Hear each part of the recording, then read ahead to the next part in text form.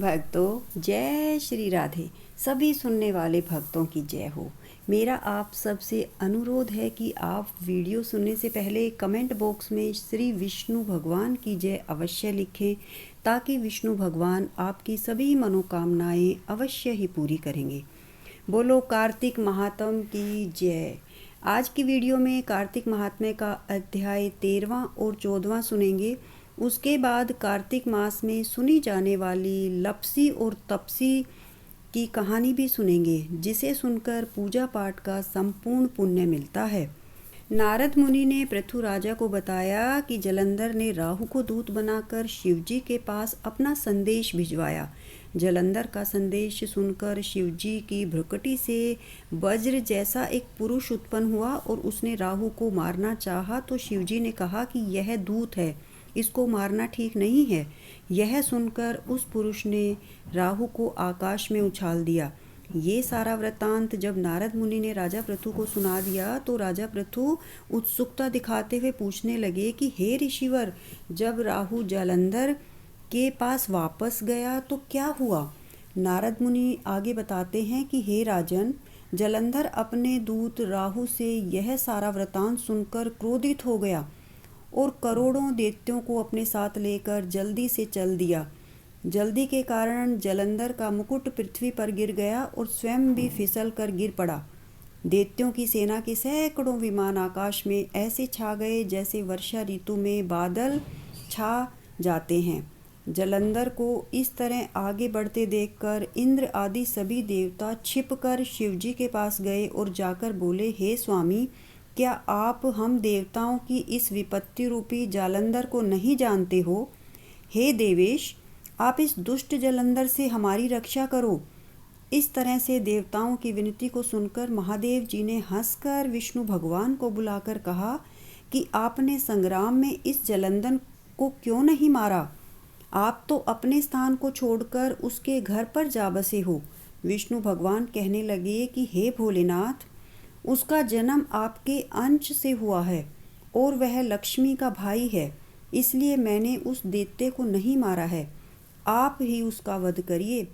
शिवजी ने कहा कि ये जलंधर बड़ा तेजस्वी है, इन शस्त्रों से मेरे हाथ से यह नहीं मरेगा, इसलिए तुम सब देवताओं सहित अपने तेज का कुछ अंश मुझे शस्त्र बनाने के लिए दे दो।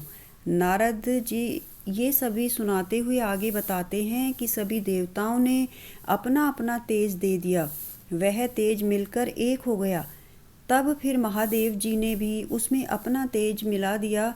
उसके पश्चात महादेव जी ने उस तेज की प्रचंड ज्वालाओं से एक भयंकर शस्त्र सुदर्शन चक्र बनाया। बाकी शेष बचे तेज से इंद्र ने वज्र बना लिया। तब तक करोड़ों हाथी, रथ और घोड़ों समेत जलंधर कैलाश पर्वत की भूमि में दिखाई दिया। उसको देखते ही सभी देवता जैसे छिपकर आए थे वैसे ही छिपकर चले गए, तथा शिवजी के गण नंदी, गणेश, स्वामी कार्तिक आदि सब देवता महादेव जी की आज्ञा से युद्ध के लिए कैलाश से नीचे उतरे। फिर कैलाश के पास की भूमि में देव और दैत्यों का शस्त्र अस्त्रों से भयंकर युद्ध होने लगा। शक्ति, तोमर, बाण, मूसल, फरसा, कुलिश आदि शस्त्रों से निकलने वाली ध्वनि और अग्नि से ऐसा लग रहा था मानो आकाश में उल्काएं इधर उधर विचरण कर रही हों, प्रकाश कर रही हों। युद्ध में मरे हुए हाथी, घोड़ों से पृथ्वी ऐसे लग रही थी मानो वज्राघात से पर्वतों के शिखर गिर पड़े हों। शिवगणों द्वारा मारे गए दैत्यों को मृत संजीवनी देकर दैत्यों के गुरु शुक्राचार्य उन्हें बार बार जीवित करने लगे। उनको ऐसा करते देखकर शिवजी के गणों ने सारा वृत्तांत शिवजी को जाकर बताया। तब महादेव जी के मुख से एक भयंकर कृत्या राक्षसी निकली। वह राक्षसी युद्ध में आकर असुरों को भक्षण करने लगी और शुक्राचार्य को उन्होंने अपने हाथ में दबाकर आकाश में अंतर्ध्यान हो गई। तब शिवगण शुक्राचार्य को पकड़ा हुआ जानकर आनंदित हो गए और बड़े वेग से दैत्यों को मारने लगे। शिवजी के गणों की मार से भयभीत दैत्यों की सेना ऐसे छिन्न-भिन्न हो गई जैसे वायु चलने पर घास का समूह बिखर जाता है। शिवगणों के भय से भागी सेना को देखकर जलंधर के सेनापति निशुंभ, शुंभ और कालनेमी ये भी क्रोध करके युद्ध में आ गए। जैसे बादल वर्षा करते हैं वैसे ही इन तीनों ने बाणों की वर्षा करके शिवजी की सेना को घेर लिया। दैत्यों के बाण टिड्डी दल की तरह आकाश में छा गए। तब शिवजी के गण भी कांपने लगे। उस समय गिरे पड़े वे सब गण तितर बितर होकर युद्ध भूमि छोड़कर भाग गए। तब नंदी, गणेश और कार्तिक स्वामी ने अपनी सेना को भागती हुई देखकर क्रोध करके वेग से दैत्यों को रोकने लगे। 13वां अध्याय समाप्त। अब हम 14वां अध्याय सुनेंगे। नारद जी पृथु महाराज से युद्ध का सारा वृतांत सुनाते हुए कहते हैं कि हे महाराज, अब आगे सुनिए। दैत्य नंदी, गणेश जी, कार्तिकेय इत्यादि को देखकर द्वंद्व युद्ध के लिए दौड़े। कालनेमी नंदी से युद्ध करने लगा। शुंभ गणेश जी से द्वंद्व युद्ध करने लगा। निशुंभ कार्तिक स्वामी के साथ कवच धारण करके युद्ध करने लगा। नंदी ने सहस्त्रों बाणों से कालनेमी को बेध कर उसका रथ, घोड़े, पताका और सारथी को काट दिया। तब कालनेमी ने भी क्रोध करके नंदी के धनुष को काट दिया। तो नंदी ने कालनेमी की छाती में त्रिशूल मारा। दूसरी तरफ शुंभ अपने रथ पर और गणेश जी मूसक पर बैठकर दोनों आपस में बाणों की वर्षा करने लगे।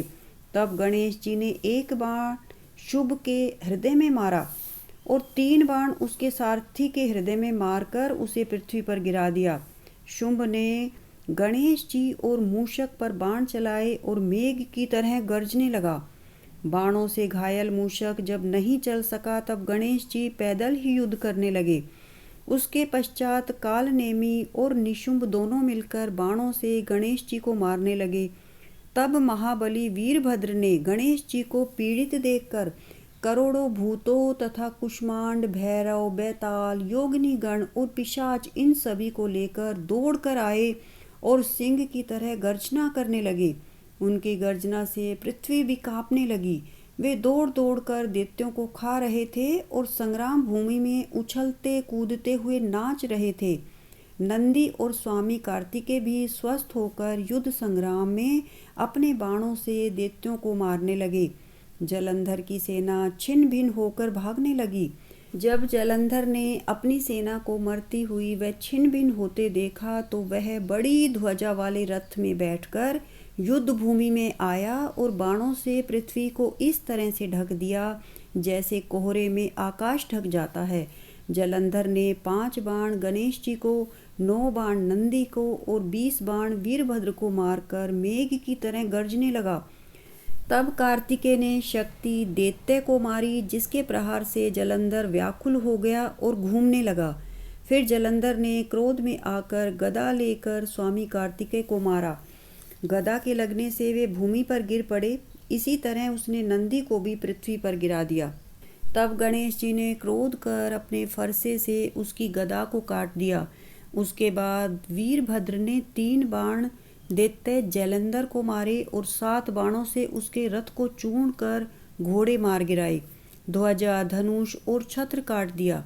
उसके बाद दूसरे रथ पर बैठकर वीरभद्र के पास जलंधर आया। सूर्य के समान तेज वाले वे दोनों महावीर आपस में लड़ने लगे।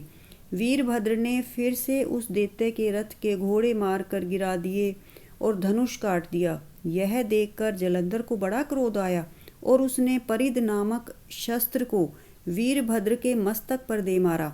वीरभद्र मस्तक के फूटने से लहू गिराता हुआ पृथ्वी पर गिर पड़ा। 14वां अध्याय समाप्त। अब हम कार्तिक मास में सुनी जाने वाली कहानी लपसी और तपसी को सुनेंगे, जिसके सुनने से कार्तिक महात्म का पूरा पुण्य फल मिलता है। एक लपसी एक तपसी था। तपसी तो भगवान की तपस्या करता था और लपसी 1.25 सेर की लस्सी बनाकर भगवान का भोग लगाता और लोटा हिलाकर जीम लेता था। एक दिन दोनों लड़ने लगे। लपसी बोला कि मैं बड़ा हूँ, तपसी बोला कि मैं बड़ा हूँ। इतने में नारद जी आए और पूछा कि तुम दोनों क्यों लड़ रहे हो। लपसी ने कहा कि मैं बड़ा हूँ और तपसी ने कहा कि मैं बड़ा हूँ। तपसी बोला मैं सारा दिन भगवान की पूजा करता हूँ। नारद जी बोले कि मैं तुम्हारा फैसला कर दूंगा। दूसरे दिन तपसी नहाकर आने लगा तो नारद जी ने 1 करोड़ की अंगूठी उसके आगे फेंक दी। उसने आँख खोलकर देखा तो 1 करोड़ की अंगूठी पड़ी है। तब तपसी ने वह अंगूठी उठाकर अपनी बगल में दबा ली और तपस्या करने लगा। लपसी सुबह उठकर नहाकर 1.25 सेर लस्सी बनाकर भगवान का भोग लगाकर लोटा हिलाकर जीमने लगा। इतने में नारद जी आए और दोनों को बिठाया। तब दोनों बोले कि बताओ कौन बड़ा है। तब तपसी ने कहा मैं बड़ा हूँ। नारद जी बोले तू अपना गोड़ा उठा, अपना घुटना उठा। तो 1.25 करोड़ की अंगूठी उसके नीचे निकली। तब नारद जी बोले कि ये अंगूठी तो तुमने चुराई है, इसलिए तुम्हारी तपस्या भंग हो गई है, इसलिए लपसी बड़ा है। तपसी बोला कि महाराज मेरी तपस्या का फल कैसे मिलेगा। तो नारद जी बोले कि तेरी तपस्या का फल कार्तिक नहाने वाले, कार्तिक का व्रत करने वाले, कार्तिक महात्म सुनने वाले देंगे। कार्तिक मास में जो भी तुम्हारी कहानी सुनेगा उसे संपूर्ण पुण्य फल मिलेगा। बोलिए कार्तिक महात्म की जय, तुलसी महारानी की जय।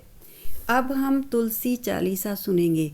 नमो नमो तुलसी महारानी, महिमा अमित न जाए बखानी। दियो विष्णु तुमको सन्माना, जग में छायो सुयश महाना। विष्णु प्रिया जय जयति भवानी, तिहु लोक की हो सुख खानी। भगवत पूजा कर जो कोई, बिना तुम्हारे सफल न होई। जिन घर तव नहीं होए निवासा, उस पर करही विष्णु नहीं बासा। करे सदा जो तव नित सुमिरन, ते ही के काज होए सब पूरन। कार्तिक मास महात्म तुम्हारा, ताको जानत सब संसारा। तव पूजन जो करे कुआरी, पावे सुंदर वर सुकुमारी। कर जो पूजन नित प्रति नारी, सुख संपत्ति से होए सुखारी। वृद्धा नारी करे जो पूजन, मिले भक्ति होवे पुलकित मन। श्रद्धा से पूजे जो कोई, भव निधि से तर जावे सोई।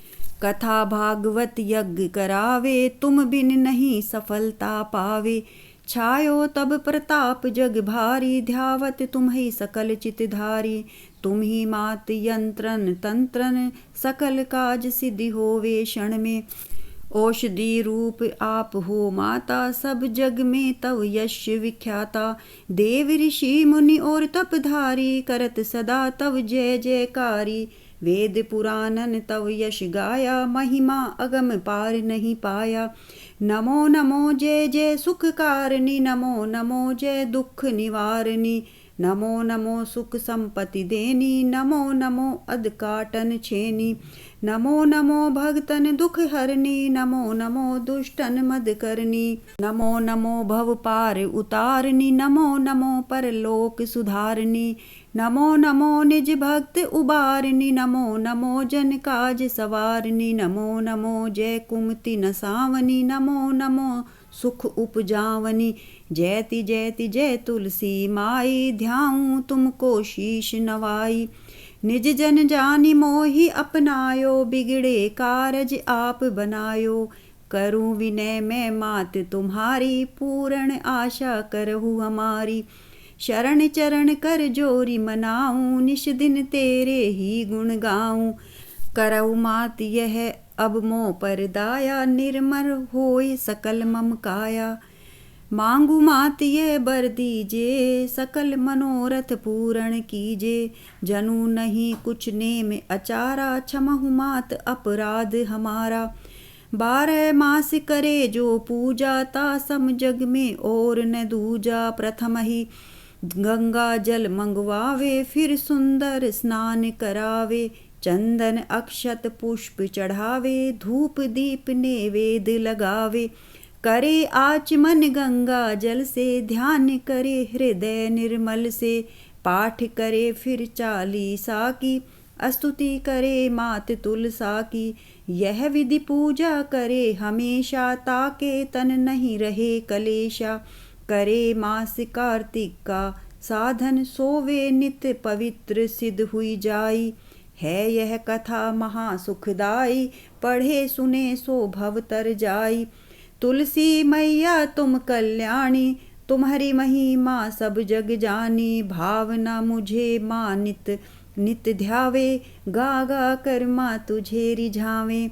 यह श्री तुलसी चालीसा पाठ करे जो कोय, गोविंद सो फल पावही जो मन इच्छा होय। बोलिए तुलसी महारानी की जय। भक्तों, आने वाली वीडियो में कार्तिक महात्म का अध्याय 15 में जलंधर का शिवजी का रूप बनाकर पार्वती के पास जाना, और अध्याय 16 में सुनेंगे विष्णु का वृंदा का पतिव्रत धर्म नष्ट करना और वृंदा का विष्णु को श्राप देना सुनेंगे।